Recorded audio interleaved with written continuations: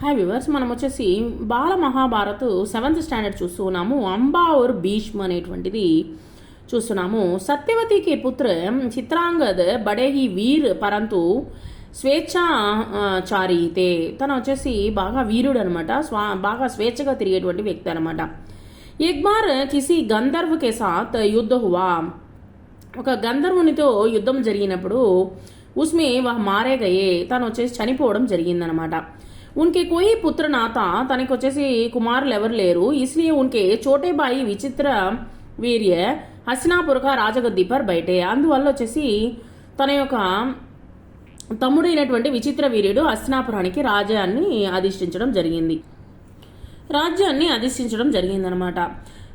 విచిత్ర వీరి ఆయు ఉస్ సమయ బహుత్ చోటే, చాలా చిన్నవాడనమాట. ఈ कारण उसके बालिग होने तक రాజకాజ్ భీష్మ को ही సంభాలన పడా.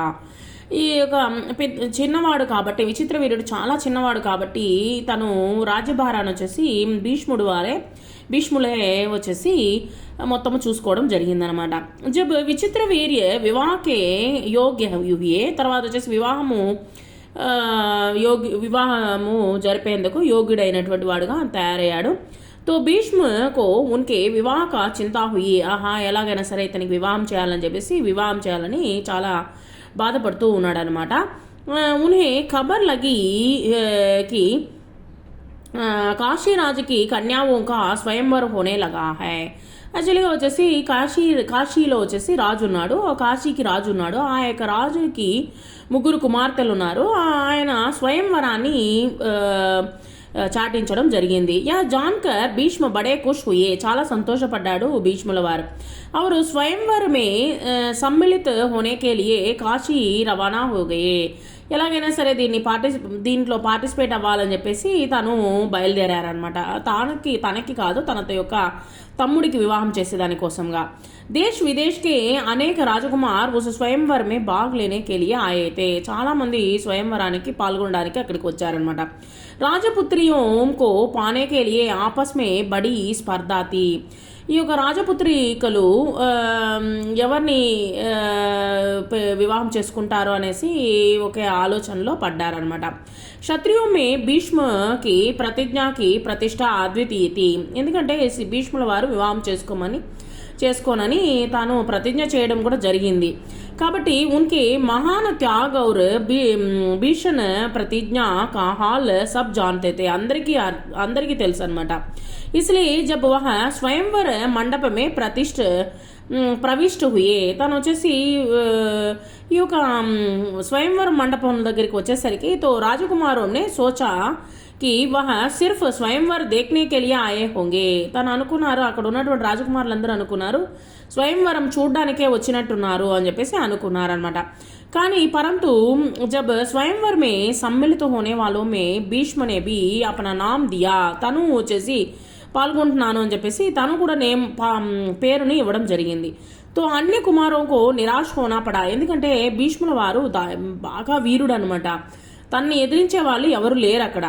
ఉన్కు క్యా పతాతాకి, అక్కడ ఉన్నటువంటి రాజులకి అర్థమైంది ఏంటంటే దృఢవ్రతి భీష్మ अपने लिए नहीं वरन आपके बाई के लिए स्वयंवर में सम्मिलित हुए हैं. అప్పుడు అర్థమైంది, అక్కడ వచ్చినటువంటి వాళ్ళందరికీ అర్థమయ్యేటట్టు చెప్పారు, తన యొక్క తమ్ముడికి వివాహం జరిపించడం కోసం నేను స్వయంవరానికి స్వయంగా వచ్చానని చెప్పాడనమాట.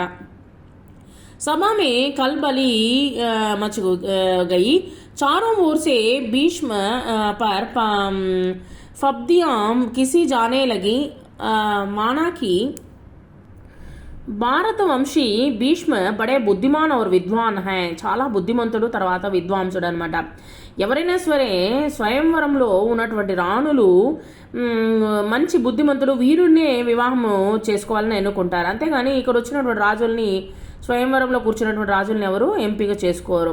స్వయంవరమే ఇన్హే క్యా మతలబ్ అంటే ఏంటి తేడా, ఏం అర్థం కాలేదన్నమాట. ఇన్కే ప్రణక క్యా హువా. जीवन भर ब्रह्मचारी रहने की उन्होंने जो प्रतिज्ञा की थी. ఈయనేమో బ్రహ్మచారిగా ప్రతిజ్ఞ చేసినటువంటి వ్యక్తి క్యా వహ జూటీ తీ, ఒకవేళ అబద్ధమా ఇటువంటి సభలోకి, స్వయంవరం జరిగేటువంటి సభలోకి వచ్చినాడు. ఇస్ బాంతి సబ్ రాజకుమారోకే భీష్మకి హంసి ఉడాయి, అంటే భీష్ముని చూసి నవ్వుకున్నారనమాట అక్కడ ఉన్నటువంటి రాజకుమారులు. యహా తక్ కి కిషిరాజీ కాశీరాజుకి కన్యావోంనే బి భీష్మకి తరఫ్సే దృష్టి ఫేర్లీ, అక్కడ ఉన్నటువంటి రాణులు కూడా, ఎందుకంటే ఆ కాలంలో వచ్చేసి స్వయంవరాలు జరిగేటువంటివి, స్వయంవరాలు జరిగేటప్పుడు వీరుడైనటువంటి రాజునే ఎంచుకుంటారే కానీ రాణులు పిరికి పందని ఎంచుకోరనమాట. అక్కడ ఉన్నటువంటి రాణులు కూడా వాళ్ళనే చూడడం, అంటే భీష్ముడినే చూడడం మొదలుపెట్టారనమాట.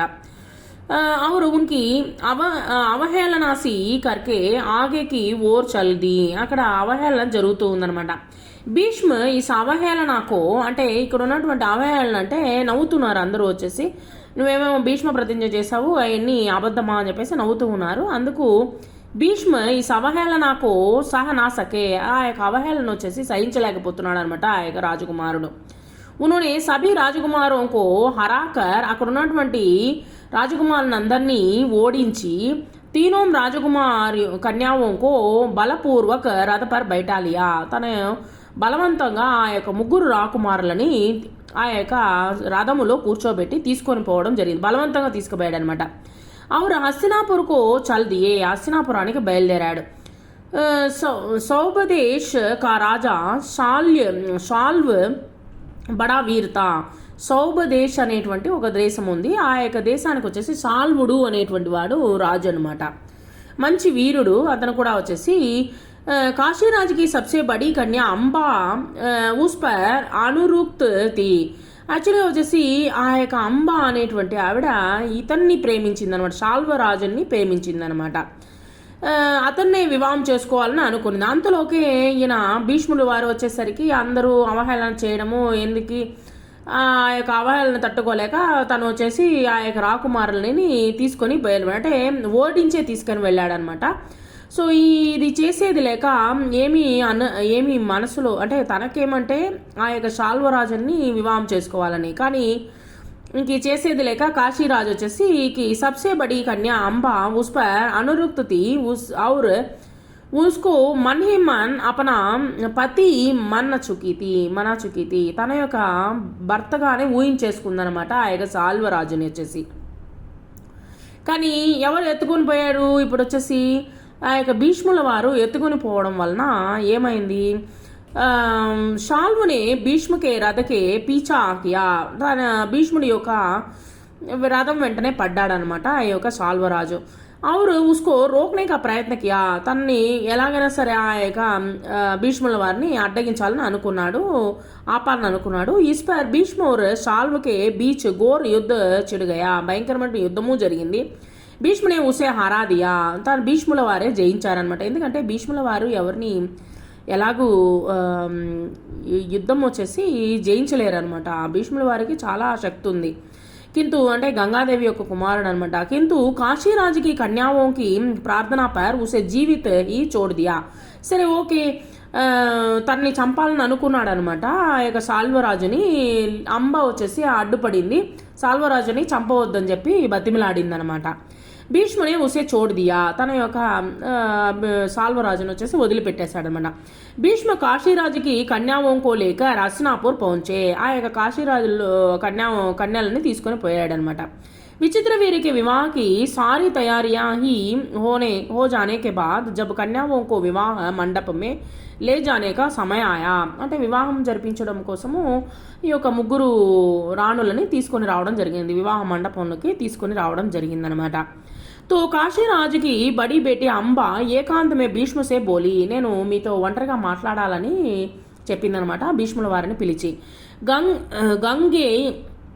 गांगे मैंने अपने मन में शौभदेश के राजा शाल्व को अपना पति मान लिया था, నేను ఎప్పుడైతే శాల్వదేశపు రాజు స్వయంవరానికి వచ్చాడో అప్పుడే నేను వచ్చేసి తనని పతిగానే భావించడం మొదలుపెట్టాను. సో నువ్వేమంటే నువ్వు ఇక్కడికి తీసుకొచ్చేసావు. సో ఇసి బీచ్ ఆ ముజే బలపూర్వక యహా లే ఆయే, బలవంతముగా ఇక్కడికి తీసుకొని రావడం జరిగింది. మేరే మన్ కీ బాత్ జాన్నే కీ బాద్ आप मेरे बारे में आप जो ఉచిత సమజే కరే, నా యొక్క మాటని, నా యొక్క మనసులో ఉన్నటువంటి మాటని కొంచెం విని ఆ తర్వాత మీరు అర్థం చేసుకోండి, నన్ను అర్థం చేసుకోండి అని చెప్పిందన్నమాట. ఎందుకంటే ఒకరిని మనసులో ఊహించేసుకున్న తర్వాత వేరే వాళ్ళని వివాహం చేసుకోవడము మంచిది కాదు అనేటువంటిది అనమాట ఆ యొక్క అంబ యొక్క ఉద్దేశము గాంగేయకి చెప్పడం జరిగింది. నా గురించి ఆలోచించండి అని చెప్పేసి తను చెప్పడం జరిగింది అంబ.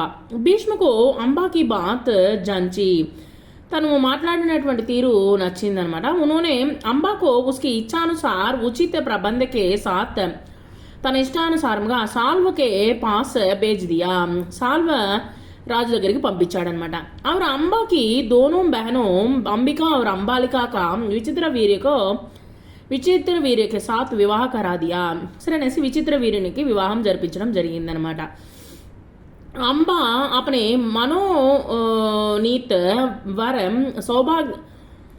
सौभराज शाल्व के पास गई, शाल्వరాజు దగ్గరికి వెళ్ళిందనమాట. और सारा वृत्तांत कह सुनाया, మొత్తం విషయం చెప్పిందనమాట. చెప్పిన తర్వాత उसने कहा राजन मैं आपको ही अपना పతి मान चुकी हूँ, నేను వచ్చేసి మిమ్మల్ని నా భర్తగా ఊహించుకున్నాను. मेरे अनुरोध से भीष्म ने मुझे ఆప్కే పాస్ బేజా హై. ఆయన యొక్క భీష్ముల వారు నేను చెప్పిన విధానం నచ్చి తను వచ్చేసి ఇక్కడికి పంపించారు. ఆప్ ముజే అపని పత్ని స్వీకార్ కర్లే, మీరు వచ్చేసి నన్ను వివాహం చేసుకోండి అని చెప్పి చెప్తూ ఉందన్నమాట. పర్ షాల్వ్ నా మానా, వినలేదనమాట. ఎందుకంటే ఉస్నే అంబాసే కహా సారే రాజకుమారోం కే సామ్నే భీష్మునే ముజే యుద్ధ మే పరాజిత్ కియా, అందరి ముందు నన్ను పరాజితుని చేశాడు.